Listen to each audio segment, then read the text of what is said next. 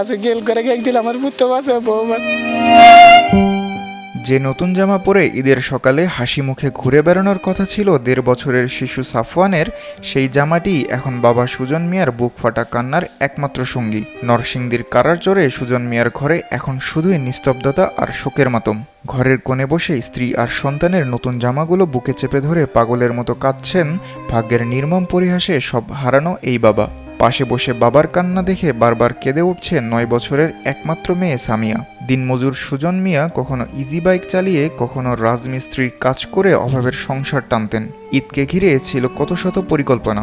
সন্তানদের মুখে হাসি ফোটাতে নরসিংদী শহরে গিয়েছিলেন কেনাকাটা করতে, কিন্তু নরসিংদী স্টেশনে দাঁড়িয়ে থাকা ট্রেনের আড়াল থেকে হঠাৎ ধেয়ে আসা কক্সবাজার এক্সপ্রেস মুহূর্তেই সব আনন্দ কেড়ে নেয়। চোখের সামনে ট্রেনের ধাক্কায় ছিটকে পড়েন স্ত্রী সাথী বেগম ও শিশু সাফওয়ান।